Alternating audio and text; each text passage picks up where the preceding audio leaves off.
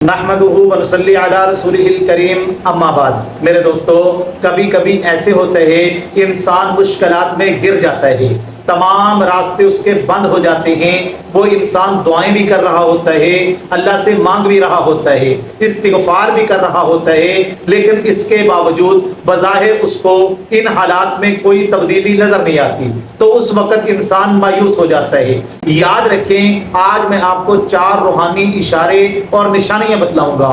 اگر آپ کو یہ نشانیاں نظر آ رہی ہیں، یہ اشارے مل رہے ہیں، تو سمجھ لیں کہ اللہ تبارک و تعالیٰ آپ کے لیے راستے کھولنے والے ہیں، آپ کے حالات بدلنے والے ہیں، اللہ آپ کو مشکلات سے نکالنا چاہتے ہیں۔ تو وہ نشانیاں کون سی ہیں؟ توجہ سے میری بات کو سنیں۔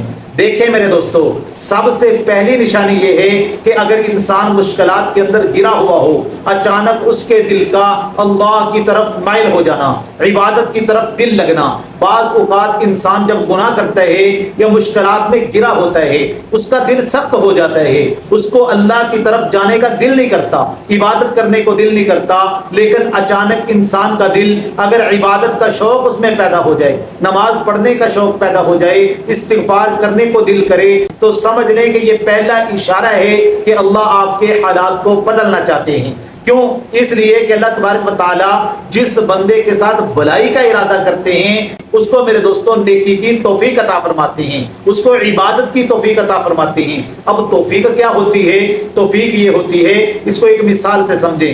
جیسے ایک آدمی ہے، اب اس کی دکان میرے دوستوں بالکل مسجد کے پاس ہے، لیکن جب اذان ہوتی ہے، جس کی دکان مسجد کے قریب ہے، بالکل ساتھ ہے، اس کو توفیق نہیں مل رہی کہ مسجد کے اندر آئے۔ لیکن ایک آدمی اتنی دور سے چل کے اللہ کے گھر کی طرف آ رہا ہے۔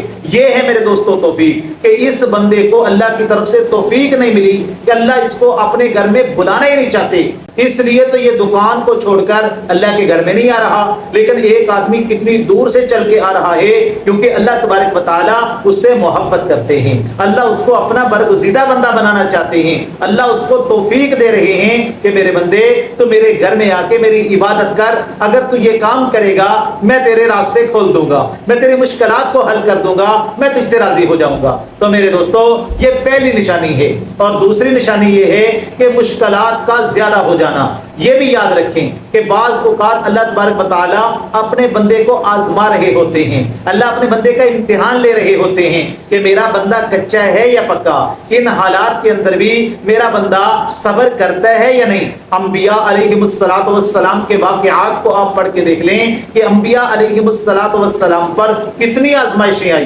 کتنے امتحانات آئے میرے دوستو۔ اور اللہ تبارک و تعالیٰ قرآن مجید کے اندر فرماتے ہیں وَلَنَبْلُوَنَّكُمْ بِشَيْءٍ مِّنَ الْخَوْفِ وَالْجُوعِ وَنَقْصٍ مِّنَ الْأَمْوَالِ وَالْأَنفُسِ وَالثَّمَرَاتِ وَبَشِّرِ الصَّابِرِينَ۔ اللہ کہتے ہیں میرے بندو، میں تمہیں آزماؤں گا، کبھی بھوک دے کے آزماؤں گا اور کبھی مال دے کے آزماؤں گا۔ تو یہ اللہ تبارک و تعالیٰ کی آزمائشیں ہوتی ہیں، اور اگر بندہ ان آزمائشوں کے اوپر صبر کر لے، بے صبری کا مظاہرہ نہ کرے، پھر اللہ اپنے بندے کو نوازتے ہیں، اللہ اپنے بندے کو بلند کرنا چاہتے ہیں، اللہ اپنے بندے کو نوازنا چاہتے ہیں۔ اسی لیے تو اس کے اوپر امتحان بھیجتے ہیں کہ میرا بندہ اگر ان پہ صبر کر لے تو صبر کے اوپر اجر کیا ملے گا؟ ان اللہ مع الصابرین، صبر کرنے والوں کے ساتھ اللہ کی مدد ہوتی ہے۔ انما یوفی الصابرون اجرهم بغیر حساب، اللہ صبر کرنے والوں کو بغیر حساب کتاب کے اجر عطا فرماتے ہیں۔ تو میرے دوستو، اگر آزمائشیں آ رہی ہیں اور آپ ان پہ صبر کر رہے ہیں، تو یاد رکھیں یہ اشارہ ہے اللہ آپ کی آزمائشوں کو عنقریب ختم کرنے والے ہیں، اللہ تبارک و تعالیٰ آپ کے لیے راستے کھولنے والے ہیں۔ اور تیسری نشانی یہ ہے کہ اچانک دل کے اندر سکون پیدا ہو جانا۔ اب امتحانات بھی ہیں، آزمائشیں بھی ہیں، پریشانیاں بھی آئی ہوئی ہیں، ہر طرف سے مصیبتوں میں گرا ہوا ہے یہ بندہ، لیکن اس کے باوجود اس کا دل پرسکون ہے، اس کے دل کے اندر سکون ہے، عبادت کی طرف دل کر رہا ہے، نماز پڑھنے کو دل کرتا ہے، قرآن کی تلاوت کرنے کو دل کرتا ہے، اللہ پہ بھروسہ مضبوط ہے۔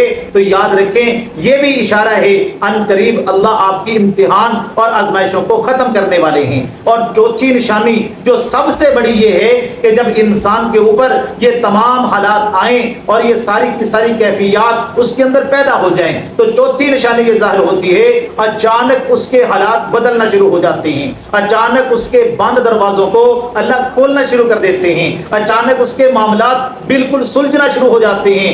وہ معاملات جو زندگی کے اندر کبھی بھی ممکن ہی نہیں تھا کہ وہ حل ہو جائیں، اللہ کی طرف سے اچانک غیبی طریقے سے وہ تمام کے تمام معاملات اس کے حل ہونا شروع ہو جاتے ہیں۔ میرے دوستو، زندگی میں ایسا موڑ بھی انسان کے اوپر آتا ہے، وہ حالات جو بڑی محنت سے جن کو وہ حل نہیں کر سکتا تھا لیکن اچانک ہی وہ حل ہونا شروع ہو جاتے ہیں، اچانک ہی معاملات ٹھیک ہو جاتے ہیں۔ تو اگر اچانک خود بخود سارے کام ٹھیک ہونے لگ جائیں تو سمجھ لیں کہ اللہ تبارک و تعالیٰ کی مدد آ چکی ہے، اللہ اب آپ کو نوازنا چاہتے ہیں، اللہ پاک ان مشکلات سے آپ کو نکالنا چاہتے ہیں۔ اللہ تبارک و تعالیٰ ان باتوں کو سمجھنے کی توفیق عطا فرمائے۔